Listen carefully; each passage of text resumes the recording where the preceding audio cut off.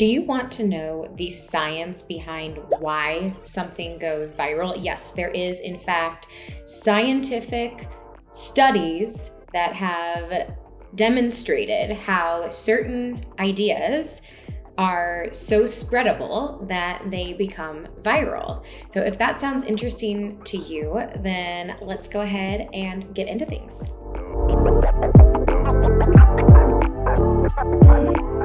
Hello, my name is Emma Shermer-Tamir. I am the CEO and co-founder of Marketing by Emma, and I am a total geek for the reasons behind why we make the choices that we do. And I just finished a really interesting book that dives deep into the science behind what makes something go viral. And that book is Contagious by Jonah Berger. And overall, it is fascinating, and it actually lays out a formula for the different elements that most, if not all, viral things have to some degree or another. And this, in turn, helps explain not only why some ideas catch on and others don't, but then becomes a framework that we can all use to kind of crack the code on how to create virality, whether we're looking to do that in our businesses or who knows, maybe you just feel like being the next TikTok sensation. So according to Jonah, there are 6 pieces that go into determining whether an idea is going to have viral ability or not. Now, one thing to keep in mind is that you don't actually need all 6 elements in order to have a viral idea, but most viral ideas will have at least a few of those. But before we dive into the 6 steps, if this content is interesting to you, then what are you doing? Subscribe. And, like, comment, let me know. Have you read this book? If so, what did you think of it? And if you'd like to see more videos like this, what book do you think I should review next? And now, into the steps of virality. And so the 6 sort of buckets are social currency, triggers, emotion, practical value, public, and stories. So what do each of those mean? For social currency, that's really about how it makes the person sharing the idea look to others. So for example, if I see a funny video or an interesting hack, it's going to make me feel good to share that with somebody else. So it's going to reflect positively on me. So that means that there needs to be something that in a way incentivizes the person who is consuming that idea to want to share it with somebody else. The next is triggers. So in other words, are there different things that are going to make me or whoever really think about this idea on a daily, hourly, minute by minute basis. So the more that we kind of have exposure to something that would make us think of this other idea, the more viral potential it has. So if it's something really unusual and rare, it's not going to have a reminder to the different people that already have this idea to want to share it. So how can you sort of figure out a way that you want to make people or encourage people to be thinking about this regularly? Emotion. Now, not all emotions are treated equally when it comes to creating a viral idea. And the most important emotions for encouraging virality are those high arousal emotions, and they don't even have to be positive. So it can be on the positive side, it can be awe, it can be excitement, it can even be humor. But on the negative side, it can be anger or anxiety. And we see that both of those separate sides of the same high arousal coin are the frequent emotions that are evoked by viral content. Public. So if we have something that is done in private, It's not that it can't go viral. It's just that we have to think of ways that we can bring that more into the public dialogue. So, think pajamas, brushing your teeth, anything that you're doing in the privacy of your own home or when you're by yourself is not going to naturally have as many opportunities to be exposed or talked about with other people. Now, I think that this is the one idea in particular that has changed the most with how social media has evolved since the publishing of this book, which I didn't look, but let's see.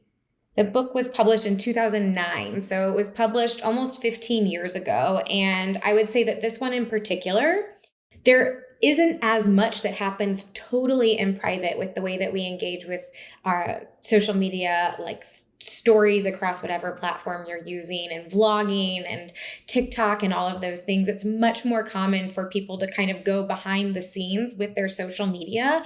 And so I would say that that is not as much of a concern as it maybe was in the past. And you see that there are lots of brands that have been really successful at taking things that maybe nobody really talked about and making them something that people are much more comfortable discussing. Like some things that immediately come to mind would be period underwear or the squatty potty. So obviously both of these things are not happening in the public arena, but there are brands that have been really successful at sort of bringing those to the forefront. Squatty potty in particular, I can still remember that video from whenever it came out with the unicorns, and it was hilarious. So it triggered that emotion there. There was some practical value, which we're going to get into next. So practical value, what does that actually mean? That means there is something helpful or useful embedded within the content. So some sort of way that by watching or consuming that piece of information that people are going to benefit from it. So in the case of the squatty potty, this is helping us to learn that the ergonomics of how somebody sits on a toilet is not necessarily that healthy for you. And so it was educational alongside being entertaining and humorous. And so you want to be thinking about, is there a way that I can either share a helpful tip or a useful piece of information or something that is going to positively impact the person that I'm going to be sharing this with and that other people will be sharing this with.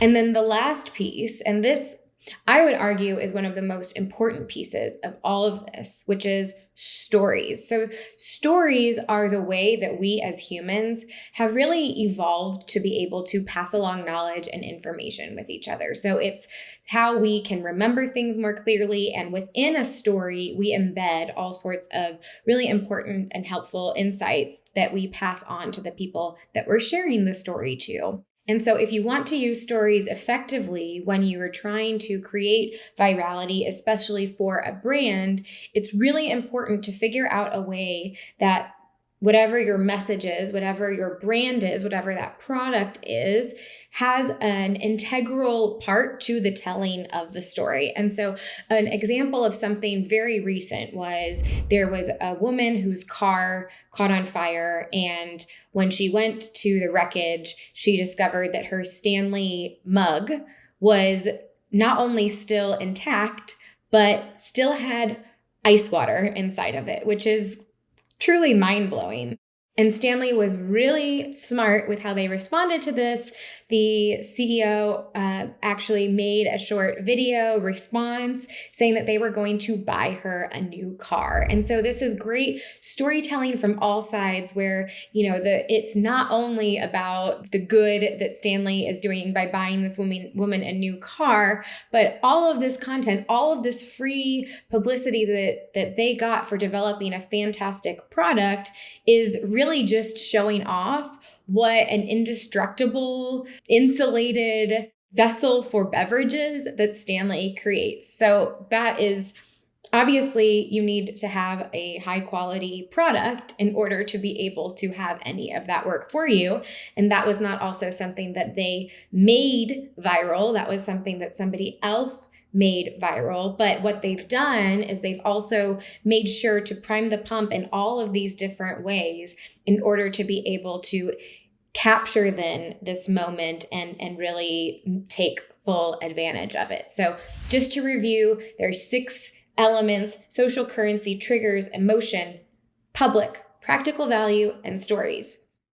So what I think would have made this book even better is, and what I found very lacking, aside from the out-of-date examples, which might not resonate with people that weren't on the internet very much in 2009 and the years surrounding that, would be to have some clearer steps and questions and practical tools that people reading this book can review and use in order to be really brainstorming and thinking about how to apply these concepts. There are tons of great examples. There's a lot of clear explanation, but there's still a gap that's left between how to be thinking about these concepts and how to apply these concepts. But overall, I would say one of the most important things that you can do if you are actually wanting to create viral content of your own is to really study each of these steps and then study content that has gone viral and start to identify what are the different things that they're tapping into. How are they utilizing story? How are they triggering emotion? And then how can you adapt all of these different ideas to whatever concept, idea, product, brand, service that you are trying to hitch on the virality bandwagon. So this is sort of a different concept of video for me. I love reading. I'm constantly reading about all kinds of things. If you found this interesting, I'd love to maybe start a section of a book review, book club type of thing.